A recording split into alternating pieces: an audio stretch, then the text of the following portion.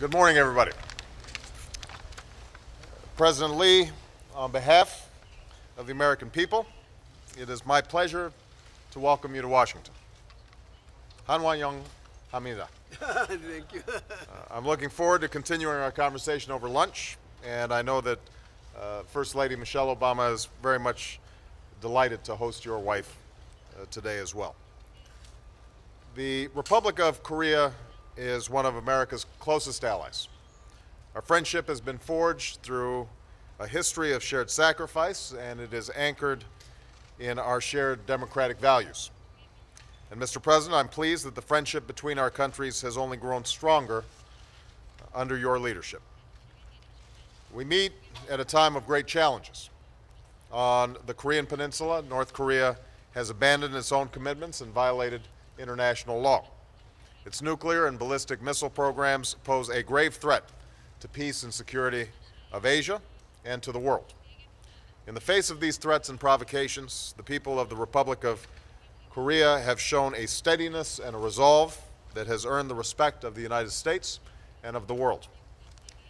Today, President Lee and I reiterated our shared commitment to the complete denuclearization of the Korean Peninsula. We have reaffirmed the endurance of our alliance and America's commitment to the defense of the Republic of Korea. And we discussed the measures that we are taking with our partners in the region, including Russia, China, and Japan, to make it clear to North Korea that it will not find security or respect through threats and illegal weapons. That united international front has been on full display since North Korea's ballistic missile test in April, and was further galvanized by its recent nuclear test. On Friday, the United Nations Security Council unanimously adopted a resolution that called for strong steps to block North Korea's nuclear and ballistic missile programs. Now we must pursue a sustained and robust effort to implement this resolution together with our international partners. And in addition to the Korean Peninsula, we are committed to a global effort to pursue the goal of a world without nuclear weapons, an effort that I will be discussing later this summer in Moscow and at the G8. So I want to be clear that there is another path available to North Korea, a path that leads to peace and economic opportunity for the people of North Korea, including full integration into the community of nations. That destination can only be reached through peaceful negotiations that achieve the full and verifiable denuclearization of the Korean Peninsula. That is the opportunity that exists for North Korea, and President Lee and I join with the international community in urging the North Koreans to take it. President Lee and I also discussed our efforts to confront the global economic crisis. Earlier this year in London, we agreed upon bold and sustained action to jumpstart growth and to prevent a crisis like this from never happening again. Today, we reaffirmed this effort, as well as our commitment to resist protectionism and to continue our close collaboration in the run-up to the next meeting of the G20 in Pittsburgh. In addition to taking immediate action to put our economies on the path to recovery, both President Lee and I want to build a foundation for new prosperity. In particular, we believe that the United States and the Republic of Korea can partner together on behalf of clean energy and sustainable growth so that we're working together to build the jobs and the industries of the future. Finally, I think it's important to note that we are releasing a joint statement laying out a shared vision for our alliance in the 21st century. Our friendship is often understandably focused on security issues, particularly in Northeast Asia. But we're also committed to a sustained strategic partnership with the Republic of Korea on the full range of global challenges that we're facing, from economic development to our support for democracy and human rights, from non-proliferation to counterterrorism and peacekeeping. The challenges of our young century can only be met through partnership, and the United States is honored to partner with the Korean people. We will be resolute in the defense of our security. We will collaborate on behalf of innovation and opportunity, and we will strengthen and deepen the friendship among our people. That's our commitment as friends and allies, and I look forward to working with President Lee on behalf of a more peaceful and prosperous future in Asia and around the world. Thank you so much. Thank you.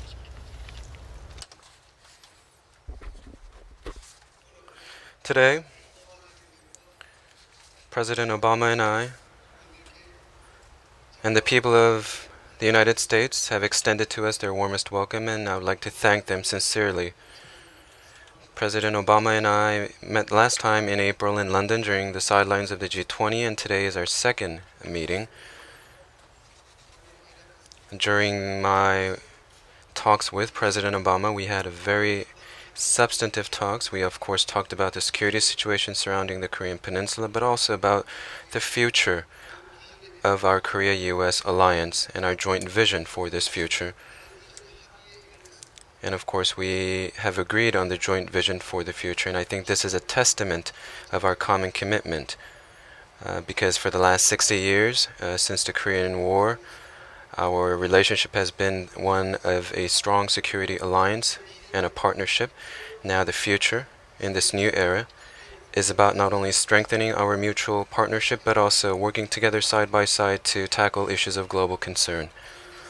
And on that regard, I am extremely pleased to note that today is a meaningful and very significant day for Korea-US alliance of really upgrading to a new plateau our relationship and partnership. I take this opportunity to sincerely thank the great people of America for their selfless sacrifice in defending my country and its people, and on behalf of the Korean people, thank you. As reiterated by President Obama, we agreed that under no circumstance are we going to allow North Korea to possess nuclear weapons. We also agreed to robustly implement UN Security Council Resolution 1874, and of course all parties will faithfully take part in implementing this resolution. Also, we agreed that based on the firm cooperation between the US and Korea, the 5 countries taking part in the 6-party talks will discuss new measures and policies that will effectively persuade North Korea to irrevocably dismantle all their nuclear weapons programs. President Obama reaffirmed this firm commitment towards ensuring the security of South Korea through extended deterrence, which includes the nuclear umbrella, and this has given the South Korean people a greater sense of security. President Obama and I also talked about the course FTA and welcomed the initiation of working-level consultations to make progress on the issues surrounding the course FTA and agreed to make joint efforts to chart a way forward on the agreement. I also took time to invite President Obama to visit South Korea, and I also conveyed to him our warmest gratitude on behalf of the Korean people to the people of America. Once again, I'm very pleased to note that he and I engaged in very constructive discussions, and I'm very pleased with the results. Once again, I thank President Obama and the people of the United States. Thank you. Okay, we've got time for a couple questions. Scott Wilson at the Post. Thank you, Mr. President. North Korea has said it should be recognized as a nuclear power, and it has set that as a precondition for normal relations with the United States and with other nations. Given its belligerent response to the recent sanctions and the indigenous nature of its nuclear program, does your administration, is it coming to the realization that recognizing North Korea as a country that's going to have nuclear weapons for a long time is one way to go? And if so, what influences does that have on your policy options? And to President Lee, do you believe your country is currently under threat of attack from the North, given its recent rhetoric? Thank you. We have continually insisted that North Korea denuclearize. The Republic of Korea agrees with this position. Other allies like Japan agree with this position. China and Russia agree with this position. The United Nations Security Council reflects this view. We will pursue denuclearization on the Korean Peninsula vigorously. So we have not come to a conclusion that North Korea will or should be a nuclear power. Given their past behavior, given the belligerent manner in which they are constantly threatening their neighbors, I don't think there's any question that that would be a destabilizing situation that would be a profound threat to not only United States security, but to world security. North Korea also has a track record of proliferation that makes it unacceptable for them to be accepted as a nuclear power. They have not shown in the past any restraint in terms of exporting weapons to not only state actors, but also non-state actors. So what we've said is that there is a path for North Korea to take in which they are joining the world community, becoming integrated into the world economy, able to feed their own people, able to provide prosperity for their people.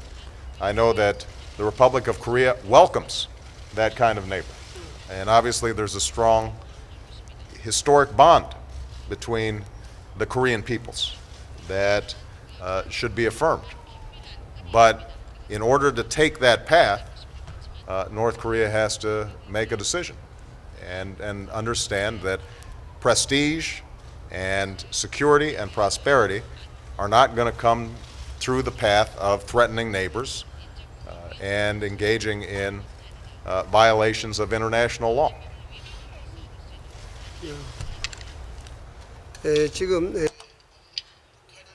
Right now, North Korea, there was a question about whether we fear an imminent attack by North Korea. 60 years ago, North Korea invaded South Korea, and they began a war. After that, there were numerous amount of threats leveled against South Korea ever since. However, South Korea, we have always been very firm in our response and always prepared. And of course, this is based firmly on the firm cooperation and partnership and alliance between Korea and the United States. And North Koreans, when they look at the firm partnership and alliance that we have between our two countries, they will think twice about taking any measures that they will regret. And again, this very firm alliance that we have between the United States and Korea is going to prevent anything from happening. And of course, North Korea may wish to do so, but of course they will not be able to do so.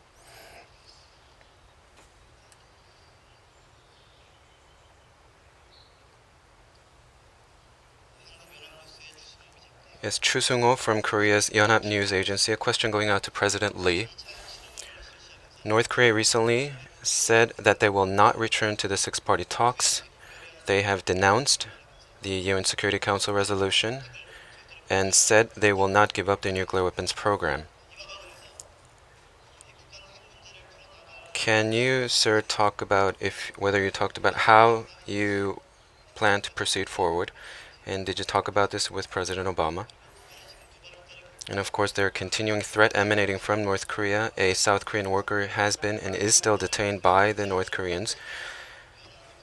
What are your thoughts about the maintenance of the Kaesong Industrial Complex? And did you talk about President Obama, or were there any concerns from the Americans about the Kaesong Industrial Complex?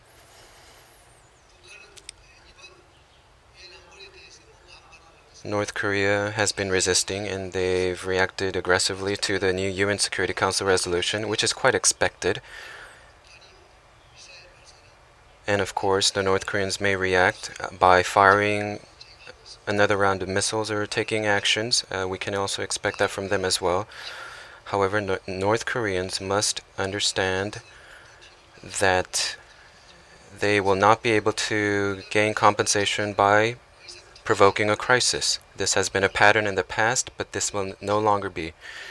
The firm U.S.-Korea cooperation and alliance will not allow that. And the recent Security Council resolution is not simply about words, it is about taking follow-up action and vigorously implementing the UN Security Council resolution. and we will make sure that we fully implement the UN Security Council resolution. Like I said, the North Koreans must understand that their past behavior will not stand. And of course, not only the US-Korea close partnership, but Japan, China, and the rest of the international community will take part in this effort. And now the North Koreans will come to understand that this is different, that they will not be able to repeat the past or their past tactics and strategies. I urge the North Koreans to fully give up their nuclear weapons programs and ambitions and to become a responsible member of the international community. With regards to the Kaesong Industrial Complex, the North Korean authorities are demanding unacceptable demands, and we will not accept such demands being laid out by the North Koreans. Of course, the South Korean government is very much for maintaining the Kaesong Industrial Complex, because the Kaesong Industrial Complex is a channel of dialogue between the two Koreas. And also another fact that we must not overlook is the fact that there are 40,000 North Korean workers currently working in Kaesong Industrial Complex. If the Kaesong Industrial Complex were to close, these 40,000 North Korean workers will lose their jobs. And therefore I urge the North Koreans not to make any unacceptable demands, because we cannot really know what will happen if they continue on this path. And also the North Koreans have been detaining a South Korean worker. They haven't been giving us any explanation, and also we know that there are 2 American journalists being currently held by the North Koreans. I urge the North Koreans to release not only the 2 American journalists, but also the South Korean worker without any conditions, to release them as soon as possible. The international community is asking the North Koreans to take that path. And once again, I urge in the strongest terms that they release these 2 American journalists as well as the Korean worker being held. Thank you, Mr. President. Since it's such a pleasant day, I was hoping you'd consent to let me ask 2 questions. The first one, on reports that there's a new policy on intercepting North Korean ships at sea. If you could say anything about that, and are you concerned that that could provoke North Korea to new levels, higher levels of hostility? Well, this is not simply a U.S. policy. This is an international policy. This was part of what the Security Council resolution calls for, is the interdiction of arms shipments. How that's going to be implemented, how we approach cooperation between various countries to enforce this is something that the United States, South Korea, China, Russia, all relevant actors, Japan, all relevant actors will be discussing in the months to come. But I want to emphasize something that President Lee said.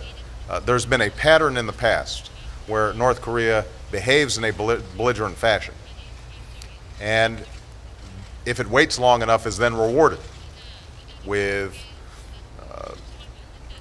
foodstuffs and fuel and concessionary loans and a whole range of benefits. And I think that's the pattern that they've come to expect.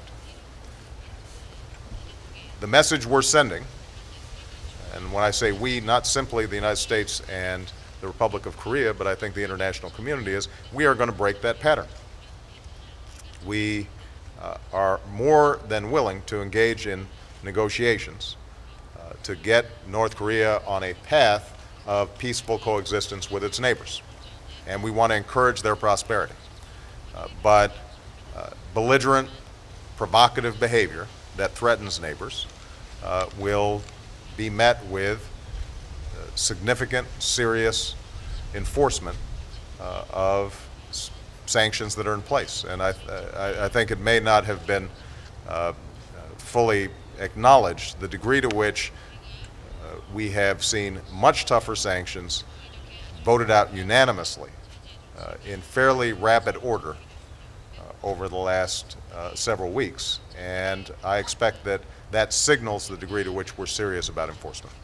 And secondly, Mr. President, tomorrow you're going to be rolling out your financial regulation plan, and I know you're not going to want to step all over what you're going to say tomorrow. However, We do know that from your advisors that you plan to recommend the creation of a new agency, the Consumer Financial Protection Agency. So you'll have the CFPA, you've got the Fed, the SEC, the FDIC, and on. It's like alphabet soup. Why did you decide not to consolidate agencies, but instead to add to the agencies? Isn't too many agencies part of the problem? You're right. I don't want to step on my announcement tomorrow. So let me just speak in broad principles, and then tomorrow you'll have a chance to ask questions of the administration about exactly what we've proposed.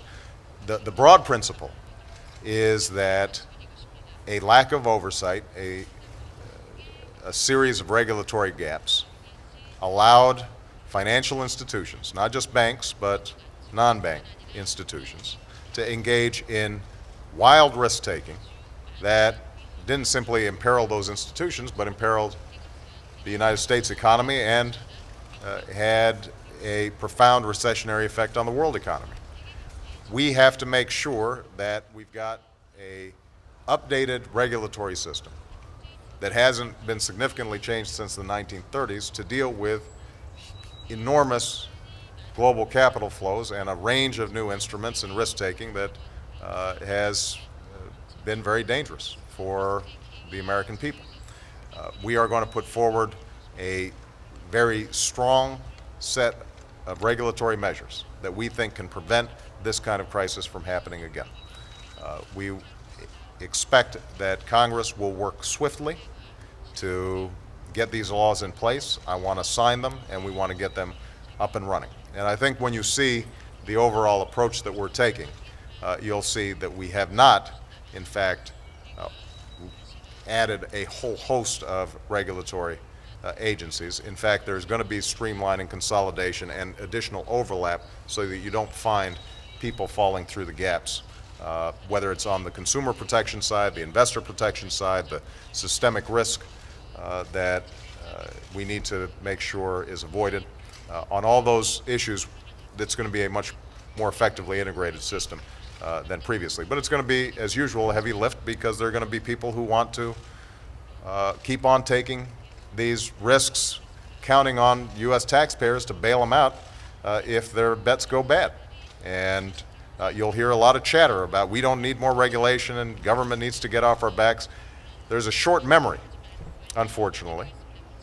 And I think that's what some of the special interests and lobbyists are going to be counting on, that somehow we've forgotten the disaster that arose out of their reckless behavior. And I'm going to keep on reminding them so we make sure that we get something in place that prevents this kind of situation from happening again.